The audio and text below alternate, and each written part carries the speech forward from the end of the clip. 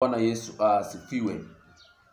Naona kuna watu ambao wana comment matusi, kuna watu wanaotukana baada ya kuwa nimeeleza habari halisi ya mambo ambayo Mungu aliweza kunionyesha kwa habari ya mtumishi Hima.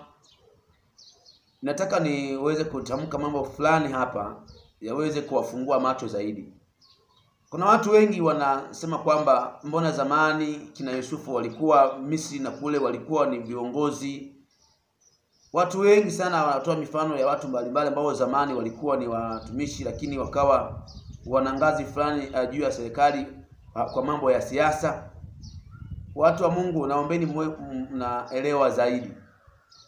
Mifumo ya zamani na sasa hivi iko tofauti. Zamani Mungu ndiye aliyekuwa anaongoza kabisa nchi fulani.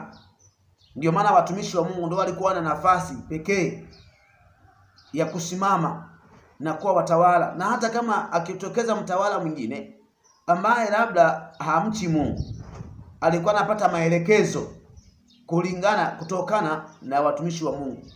Ndio maana angalia mfalme Nebukadnezar anafanya hivi, Daniel anakwenda kumwambia hapo atakufanya hivi. Maana yake walikuwa wanapata maelekezo kutoka kwa watumishi wa Mungu. Sasa hivi sio hivyo.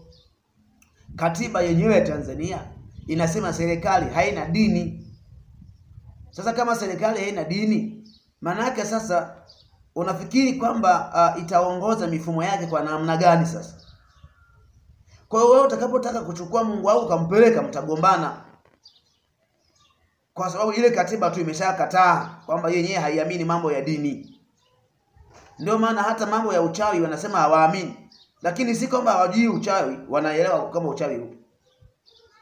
Sasa kuna watu wanaokuwa wanaenda tu kwa mkumbo pasipo kujua, pasipo kuelewa. Mimi huyu naye nisikia hapa, kuna jambo ambalo liliweza kunitokea mpaka nikaenda nikachukua kabisa kadi ya wanachama wa CCM, nikarekodi na wimbo kabisa. Ule wimbo ambao ambapo ungekuja kutoka ungekuwa ni wimbo ambao ungeenea duniani kote. Baada ya kuwa nimerekodi ule wimbo, nikataka kwenda kuimba sehemu ambapo rais alikuwa naenda. Nikaona nimepata kizuizi ambacho sio cha kawaida.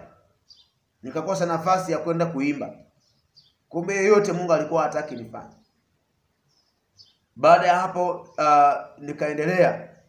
Ndipo mmoja wetu Mungu anamuonyesha kwamba tumeenda sehemu fulani ambayo ilikuwa ni Kigoma.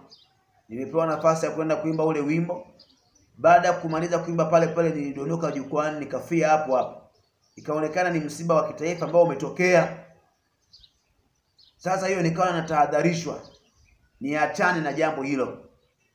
Kwa hiyo like kwamba ningeshupaza shingo nikaenda, Mungu angeniadhibu. Kwa hiyo Mungu huaga hatakagi sasa watumishi wake wachanganye masomo, wachanganye mambo. Unaweza kaingia katika siasa kama wewe ni mtu ambaye ni mtu sawa uliokoka sawa, lakini si mchungaji. Kwa sababu mchungaji una jukumu sasa la kuchunga watu ambao Mungu anataka waende mbinguni. Ya Kaisari mwachie Kaisari, ya Mungu mpe Mungu. Ndio maana sio kwamba mshirika na mchungaji wako sawa, wako tofauti. Kuna vitu ambavyo mshirika anaweza kafanya lakini sio mchungaji. Kuna vitu ambavyo muumini anaweza kaingia lakini sio mchungaji. Na shetani anaweza kukupatia maono, akakupatia kabisa kwamba fanya hivi fanya vile, lakini akawa hata sio Mungu. Kwa hiyo wengi tusipate mkumbo.